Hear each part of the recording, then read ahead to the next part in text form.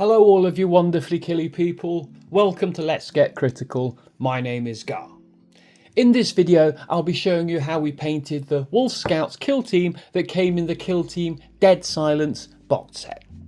These critically quick series of painting guides, they've been designed to show you the colours we chose and the techniques we use when painting our models for the battle report on our channel.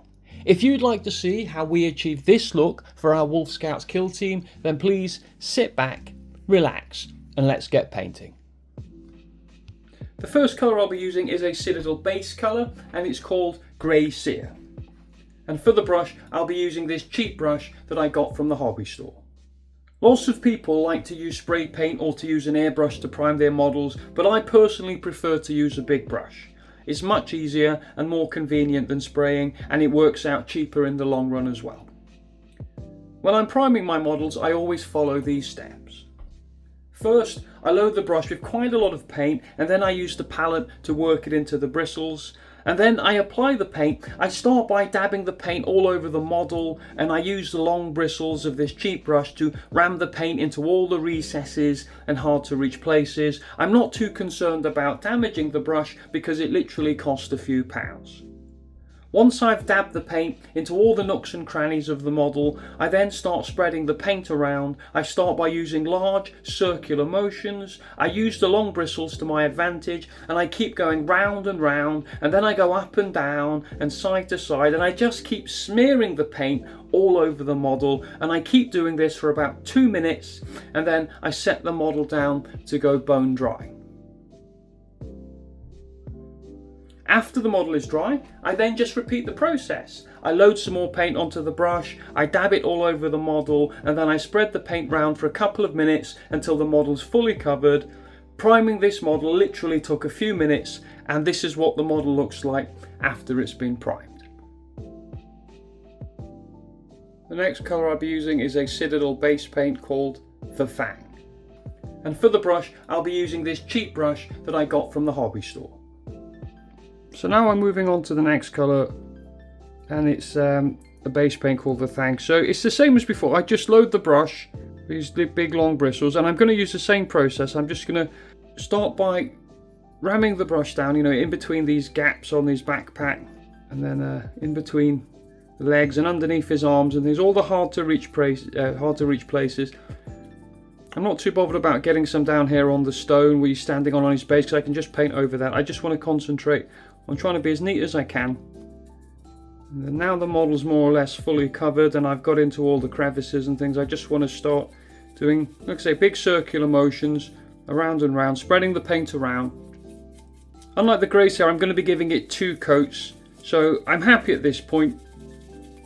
I'm going to stop here, let the paint dry, and then repeat the process to give it another coat. Here's what the model looks like now after it's had 2 coats of the Fang.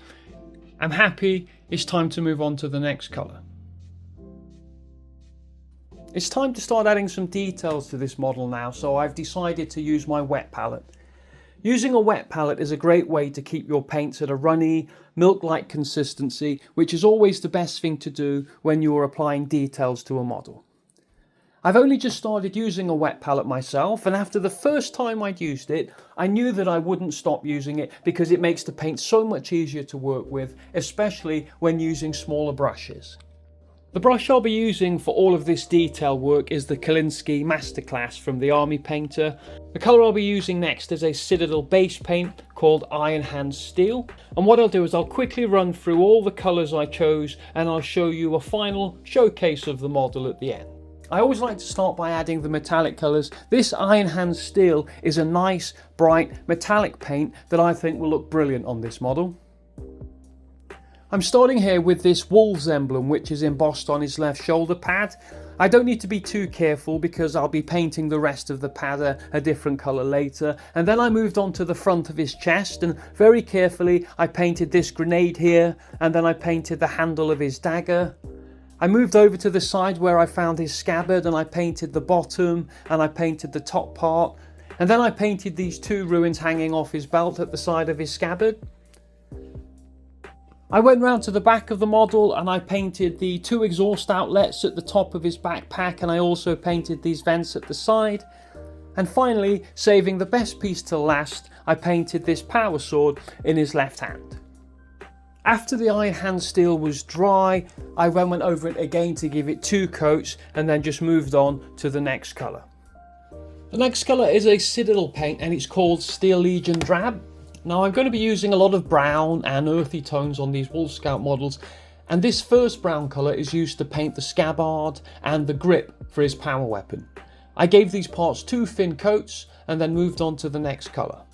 The next colour is a Citadel paint called Rhinox Hide. Now I use this colour a lot because it's a really rich, dark reddish brown that always looks absolutely brilliant. I'm starting with the gloves on both of this Wolfpack leader's hands, and then I'm being extra careful not to get it onto his body or onto his weapon, and I'm just taking my time to slowly build up the colour here. I then move on and I paint all of the straps. Now these straps here on his chest are really awkward. You have to be very, very careful. And then down here there's some straps on his legs. Again, I just had to be really, really careful. Then I move around to the belt and did this around his waist. They're very fiddly. Just be very careful and be neat and tidy. If you make mistakes, don't worry, I'll show you how to touch them up at the end. And finally, I painted the holster for his pistol. After everything was dry, they got a second coat and then I moved on. The next colour is a Citadel paint called XV88. I'm using this colour just to add some variation. I want to make the model look more interesting. I'm starting here with this tiny pouch. It's on his chest and it's next to his combat blade. I then moved on and I painted the leather across the top of this backpack. Again, when they were dry, they got another quick coat and then it was straight on to the next colour. The next colour is a Citadel paint called Baneblade Brown. And now I'm using this colour to quickly pick out some parts of the model made of fur. I started with the fur here. It sticks out from the sides of the leather on the backpack that we've just literally painted. And then I moved on and I painted here this trinket of fur. It hangs off his belt next to his scabbard. After 2 coats, I moved on. The next colour is a Citadel paint called Dryad Bark. This is also a super quick step. I use this colour just to pick out some of the top parts of the fur trinket, just to add some variation, make the piece look, like it's got a really cool animal fur effect. And then I moved on. The next colour is a Citadel paint called Abaddon Black. Now I'm using this to finish off his power armour colour scheme. I started here with the shoulder pads. It's the pad that has the wolf emblem we painted earlier. I'm being very careful when I go around it so we don't get any of the black paint onto the metal plate. And then I moved over to the other shoulder pad on the other side. And then after that I moved down here to the right knee. Lots of Space Marines have a knee painted. I'm probably going to add some transfers as well to these at the end. But when this Abaddon Black was dry, they got another coat and then it was on to the next colour. The next colour is a Citadel paint and it's called Cadian Flesh. Cadian Flesh is one of my favourite flesh tones from Citadel. I use this all the time and I think it really makes the model stand out and look absolutely great. Both of his arms got painted with his colour. I didn't realise at first, but he's not wearing power armour. He's actually, kind of bare-armed. It was very awkward to get underneath the shoulder pads of the power armour. Again, I had to be very slow and careful using the tip of the brush, but I just persevered and got there in the end. And then after that, I moved on and I painted his face, and then I painted the top of this bald and scarred head of his. I gave it a couple of coats of the Cadian Flesh, and then it was on to the next colour. The next colour is a Citadel paint called Deathclaw Brown. Now this is another really quick step, and I'm just using the tip of the brush here to pick out the beard and the moustache on this Wolfpack leader, and after a couple of coats I just moved on. The next colour up is a Citadel paint called Zandri Dust. This is one of the last colours I'll be using to get the details of this Wolfpack leader painted. Now I'm using this lush sand colour here to paint the rock that he's standing on, and I also painted the rest of the base as well. When these were dry I went round again and then it's on to the final colour to finish the detail work for this Wolfpack leader. The final colour is a Citadel paint called the Fang. I just want to basically touch up the model now, and if you can see down here hopefully where the tip of the brush is, there's a tiny piece of black paint where I was painting his kneecap, so I just want to go over that with the Fang and touch that up. And then over here you can see there's a tiny piece of metal paint on his other kneecap, so I touched that up with some Fang. And then around his neck I got some Cadian Fleshtone. I just carried on touching up the model until it was all finished, and here's what the model looks like now. I think it looks absolutely brilliant. It's now time to move on to the next stage of painting this wolf pack leader. The colour I'll be using next is a Citadel paint called Fenris Grey. And for the brush, I'll be using the small dry brush from Citadel. Dry brushing is one of the simplest and the most effective painting techniques that you can learn. It adds a level of dimension to your models, and it really makes all the details of the sculpts pop out and look absolutely brilliant. I'm not sure if you've watched any of my other painting videos, but I'll quickly run through the processes I use when I'm dry brushing. The first thing you need to do is make sure the bristles of the brush are clean and they're ready to use.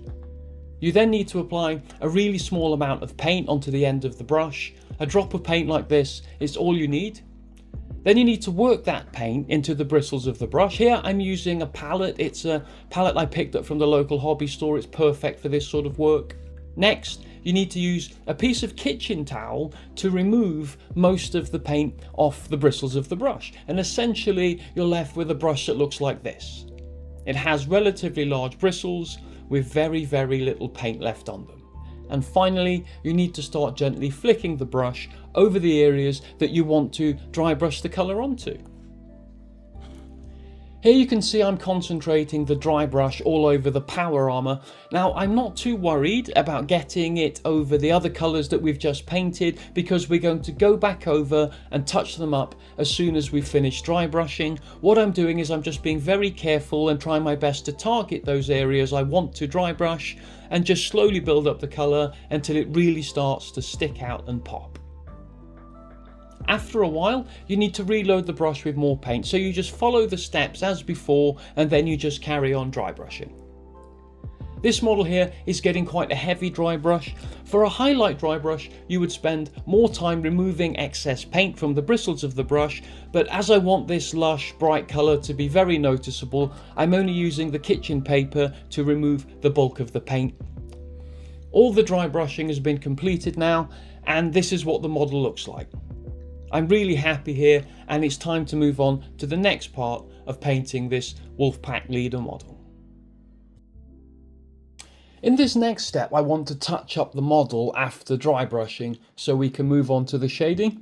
Now, as you can see here, I have all the colours on the table, and I'll be going through each one and I'll be making sure the model's ready to be shaded. I'll be using the Insane Detail brush from the Army Painter.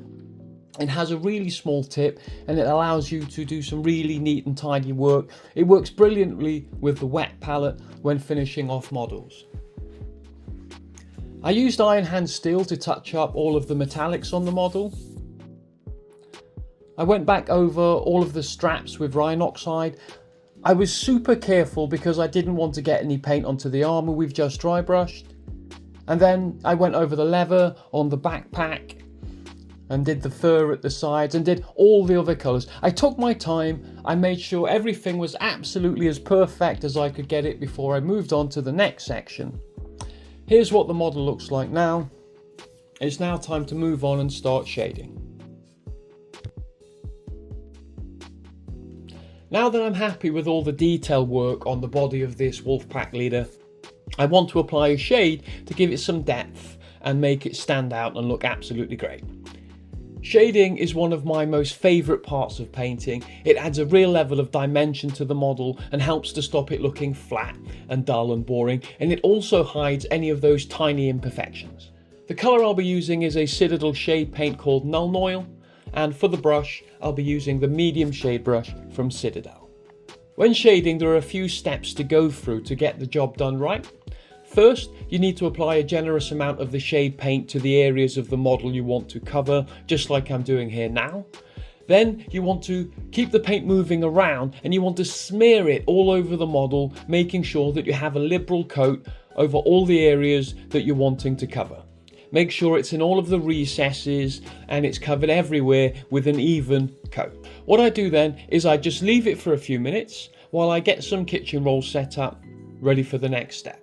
The final step is to clean the brush and dry it, and then we use the bristles of the brush to soak up any pools of the paint like a sponge. You don't want these pools of paint on the model because if they dry, they will spoil the detail and they will start to make it look terrible. I keep using the kitchen roll to dry off the brush, and then I start soaking up some more of the shade paint, and then I dry the brush off again, and then I soak up some more of the shade paint, and I keep doing this until I'm happy that there are no more puddles and pools on the model. This is what the model looks like after I had applied the shade paint and let it go dry. I'm happy here, it's time to move on to the next step. Now that most of the work has been done on this model, I want to move on to highlighting. Highlighting is a great technique to really show off all the work we've already done, and it's really quick and easy to do, and the effect it has on the model is extremely brilliant. The first colour I'm using is Runefang Steel. I'll be using the Insane Detail brush from the Army Painter. I want to highlight the Iron Hand Steel that we painted earlier. Now I'm just adding some of the Runefang Steel to the wet palette, and then I'm adding a few drops of water to make a really thin down paint. I then just go over the edges of some of the parts that we painted earlier. I highlighted the edges of the power weapon in his left hand, and I highlighted the grip, and I highlighted the pommel. I then went to the scabbard and I highlighted the top and the bottom of the scabbard, and then I did the ruins next to them. I highlighted the grenade and the dagger on his chest, and then I did the edges of the buckle on his belt, and after just one quick coat I moved on to the next colour. The colour I'm using next is Kislev Flesh. I like to use this colour to highlight the skin we painted in Cadian flesh earlier in the video. First, I'm highlighting the raised areas on this wolf pack leader's head. I'm being really careful, and I'm just running the tip of the brush over the raised areas of his head. I'm then doing, his cheeks, and then down to his chin. And next, I want to highlight his arms. I'm adding some Kislev to all of the muscles on his arms, and I stay away from the deeper recess areas. This gives the flesh a really cool effect and helps to make it pop. And finally, I'm using Citadel paint Karak stone. This rock he's standing on is a very central and prominent feature that will look great highlighted. I went over all the edges and all the raised areas with the Karak stone. It was just one quick coat and then the rock was done. I'm calling this model finished now. I'm really happy at this point. It's time to move down to the base and get this model finished properly. The final step of this model is to add some technical paint and to finish off the base. Technical paints have a realistic effect to them, and when they dry they leave like a hard textured surface. I'll be using Citadel technical paint called Agrellan Badland, and for the brush I'll be using a cheap synthetic brush which I got from the hobby store. I always use a synthetic brush with these paints because they can quickly damage a natural hairbrush. But first, I covered the whole base in a thin layer of the Agrellan Badland, and then I started to dab just a very small amount around the top of the rock he's standing on, and I also made sure to get just a tiny amount on his feet to add to the realism effect on the Wolf Scout model. After this was dry, I moved on to the next colour for this model. That colour I'll be using is Terminatus Stone, and I'll be using an old worn Citadel dry brush. These dry paints from Citadel have been especially designed for dry brushing. They have like a firm but a soft texture to them, and this colour will look absolutely wonderful dry brushed over the colours we've used so far. Using the same techniques as earlier in the video, I dry brushed over the whole base and the rock the Wolfpack leader is standing on, and I made sure again just to get a bit of it on his feet and his lower legs, just to make it look like he had a dust settled all over them, and then I moved on to the final colour. The final colour is Abaddon Black. I'm using this just to paint around the rim, the trim of the base, and just to tidy everything up and make sure it all looks really neat and tidy. Now, I've had a great time painting this Watchmaster model and all the other models in the kill team. Here's what the model looks like now that everything's been completed. What I'm going to do is leave you with a final outro clip that will show you all the other models in the Wolf Scouts kill team. My name is Gar. Thanks for watching Let's Get Critical.